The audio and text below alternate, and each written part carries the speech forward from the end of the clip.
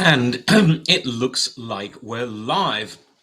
So, welcome to another fun edition of Adam's Music Box. And today's live stream is sort of going to be a sequel, a follow up to what we talked about yesterday.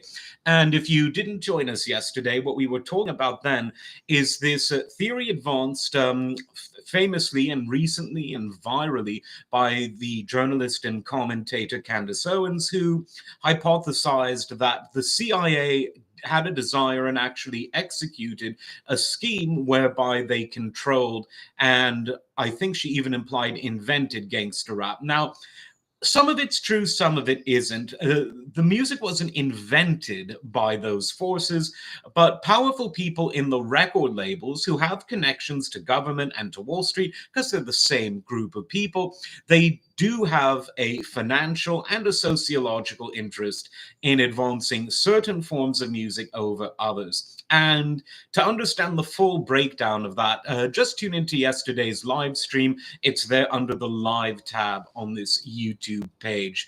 But today I really want to talk about um, why hip hop? Why is hip hop this prize to be won by the people that either want to censor music or want to control it in order to push it in one particular direction, and perhaps even more importantly, away from another particular direction?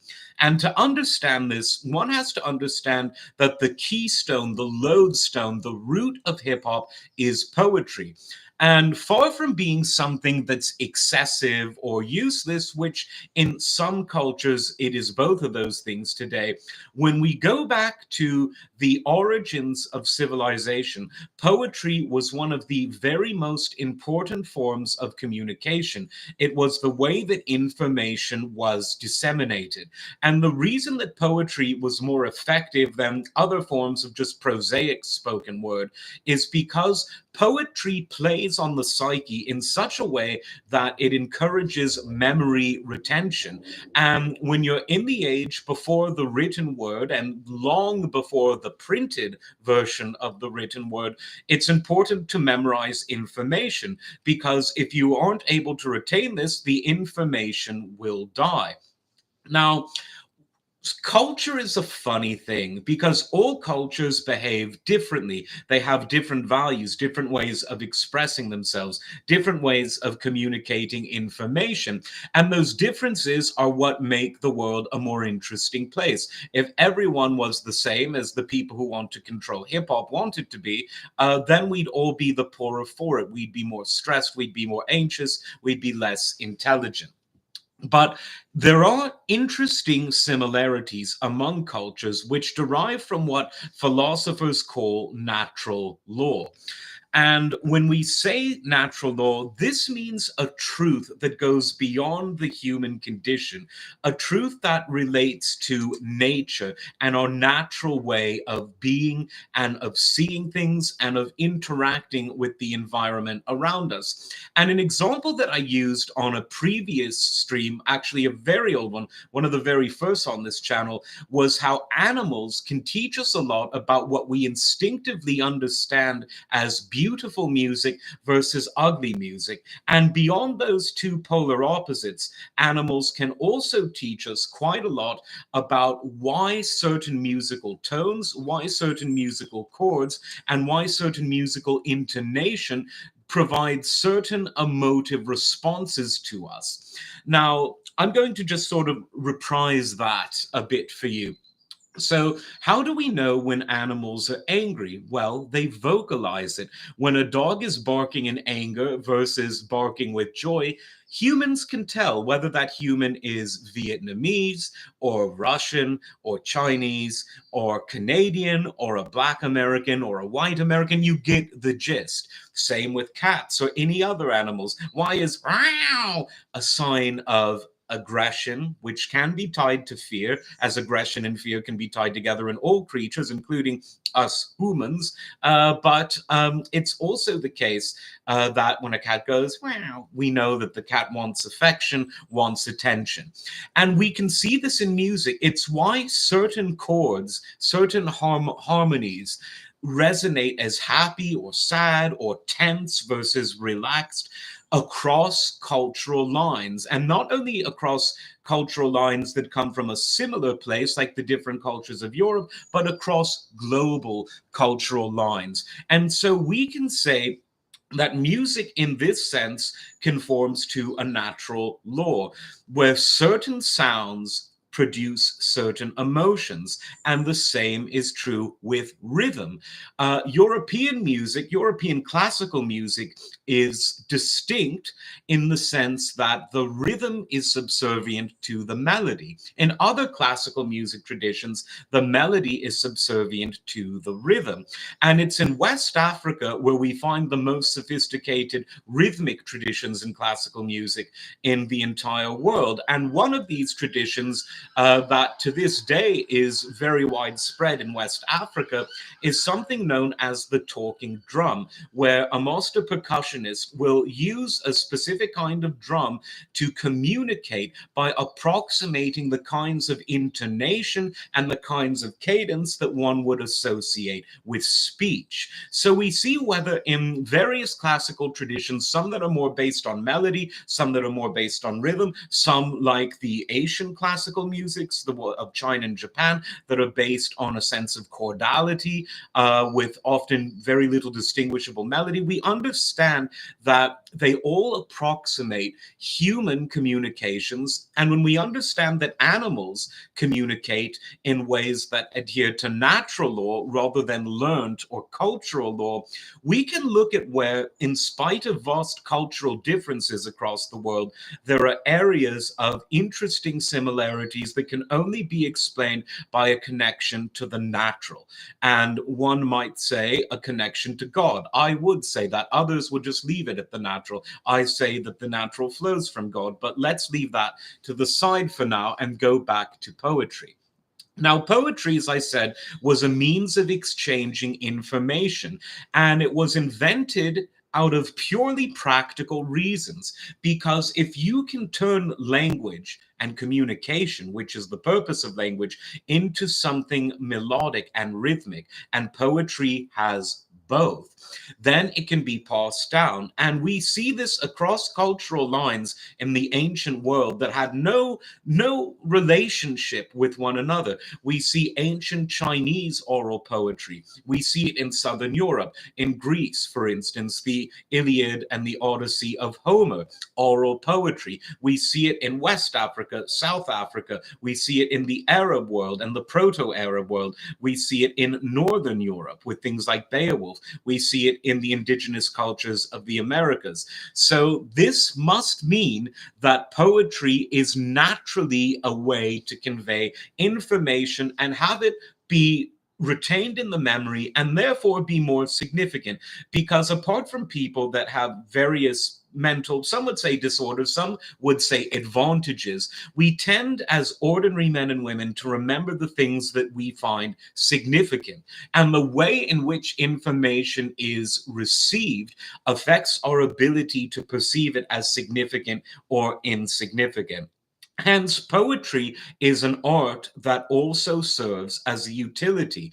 And as we got further into the age of mass communication, we started getting into poetry written in something called free verse, which basically, in my view, others would disagree, but in my view, it takes the poetry out of the poem.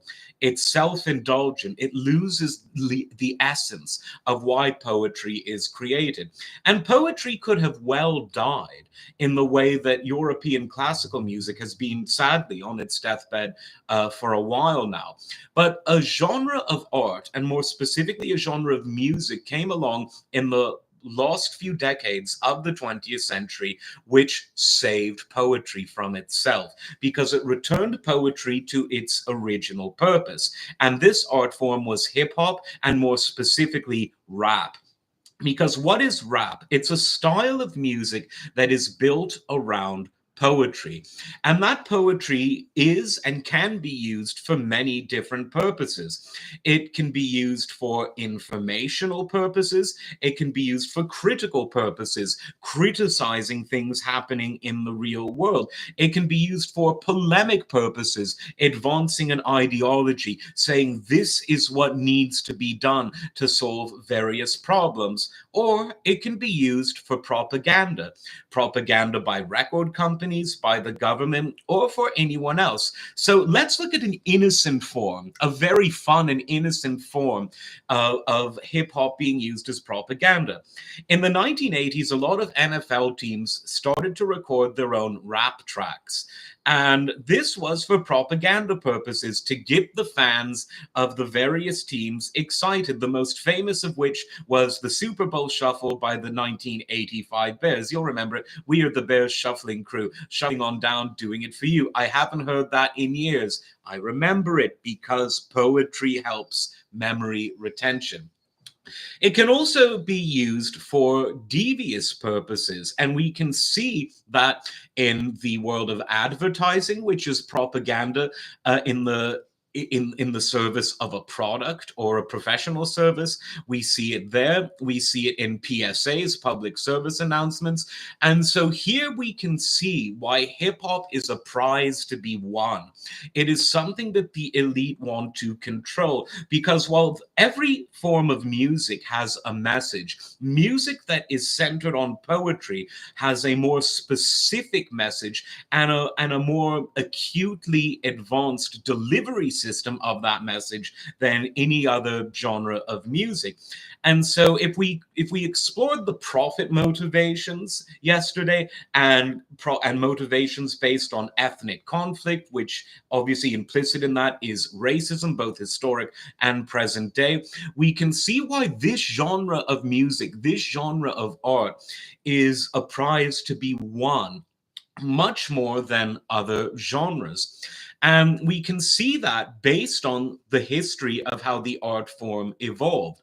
In its purest, uncensored form, hip hop was and in some ways remains revolutionary. When you look at what Ice-T was saying, not in his songs about the thinking, my lethal weapon is my mind.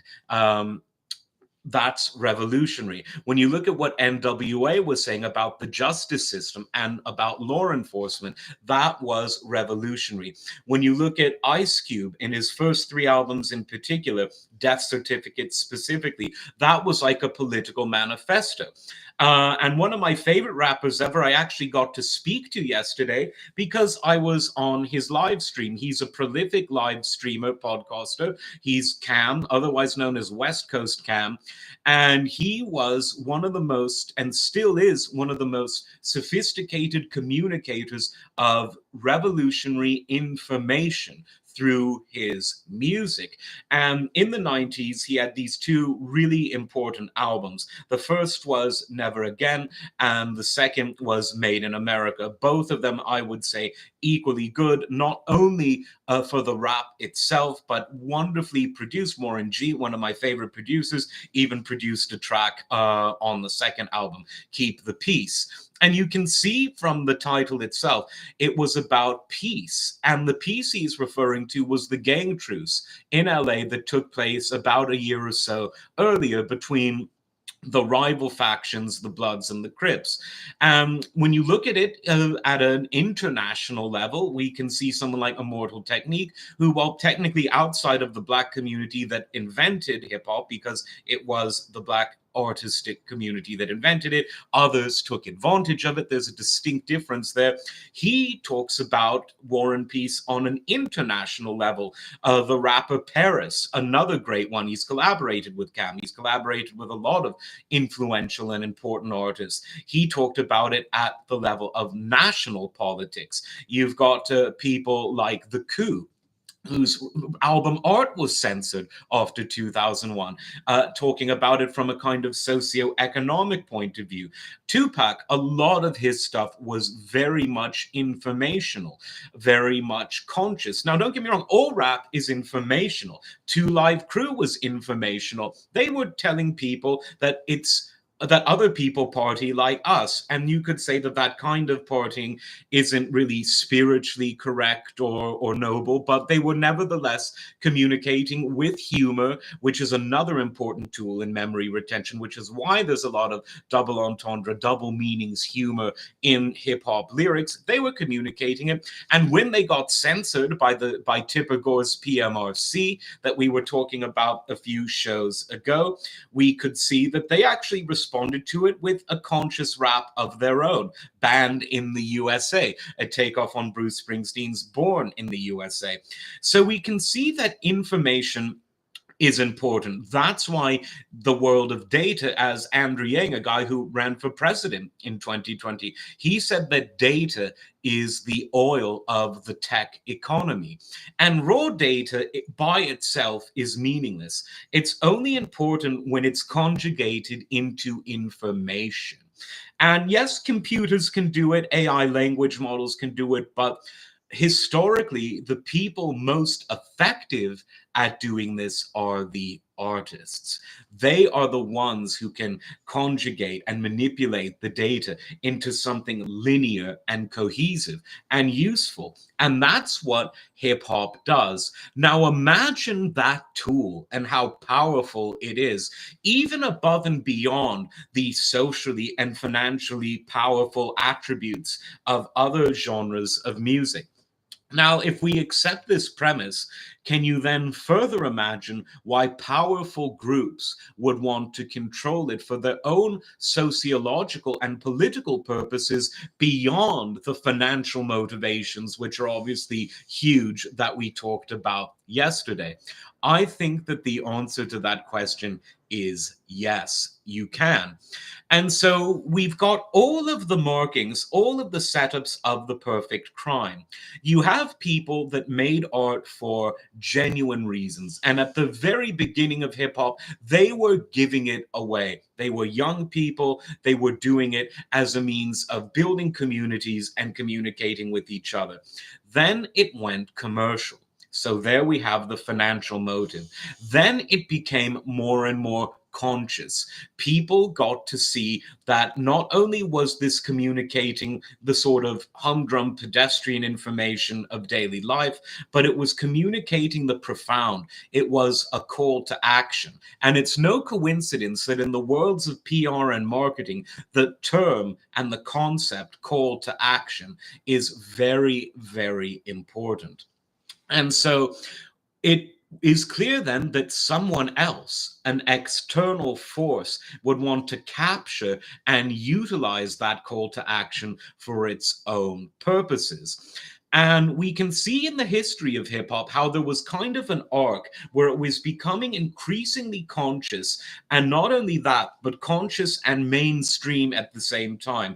And this, I would say, happened sometime in the 90s, where the conscious, political, sociologically aware, financially aware, culturally aware, and the commercial intersected at the most profound level. And then something happened.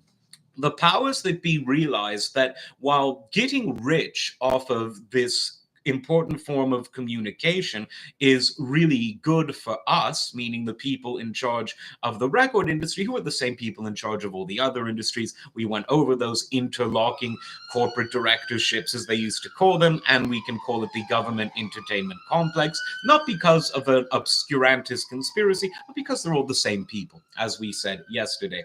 But it would be even better for these people if they could enrich themselves by selling their propaganda through the mouths of people with credibility. That's why advertising and spokesmen were invented, because it would, of course, be cheaper if the CEO of a corporation just went on in front of the camera himself and delivered the propaganda. But most people who run corporations aren't credible among the general public, and they aren't interesting among the general public. Rappers and other musicians are. And what better way to advertise than to disguise it as art?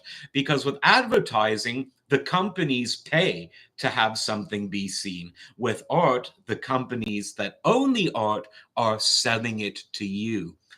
The perfect crime. And that's why we see a lot of the conscious hip hop, which is still very much happening, it's being pushed underground. And then something else happened. In the 80s and 90s, the tools of censorship were part of this yo-yo tug of war dynamic between political forces and the forces of the industry. And because these were the same people, there was a lot of horse trading. There was a lot of bargaining to be done. And then in the age of the internet, something happened. Musicians could distribute their music without going through the middleman. They could go directly to the consumer. No censorship, no agenda. No promotion, at least no expensive promotion. But for the artists that were being pushed to the underground anyway in the 90s, that didn't really matter because the true conscious souls of hip hop were starting to fall away from the mainstream before Napster and before other online forms of media distribution became readily available. And so many of these people didn't much care because now, with various sources on the internet, they could have a direct line of communication to their fans without any external interference. Now, who was this bad for? It was bad for people who didn't just want to push people out of the mainstream, like what Tipper Gore wanted to do in the 1980s and 90s, but it raised a new problem. And this new problem was, if people are now able to go around us as the record label gatekeepers, and speak directly to the audience, directly to the people, we're going to need to suppress that. Now, how do you suppress that which you do not directly control? You find ways to control it. And so the tech companies that in the late 90s and early 2000s, and even sort of into the 2010s, they acted as sort of passive facilitators of this communication. But sometime between 2013 and 2017, we see that these companies started to behave in the same way that the record labels did when they ended up colluding with the PMRC in the 80s and 90s. And the result has been tech censorship of art, because we cannot have these conscious artists, these artists with radical and interesting and revolutionary themes. We cannot have them distracting the populace from the stuff we're putting out that talks about, wet vaginas and doing drugs and a war between men and women and all of these other things. And don't get me wrong, I don't want to censor that either. That's between the artists, their fans, their community, not record labels, certainly not the government. But that stuff isn't being censored. They're okay. What is being censored is the underground stuff that provides an alternative, because the record labels and the politicians, who are the shareholders of these companies, and the asset managers, they do not want young people to have this information. And it really goes back to Homeric and ancient concepts of one side not wanting the other side to have accurate information. It's biblical, it's ancient. It really is about information control. Some would even call it an information war. And again, going back to the main theme of this stream, why hip hop? Why is hip hop in the crosshairs of this information war? And the answer is simple, because hip hop is all about information conveyance, all about information delivery and distribution.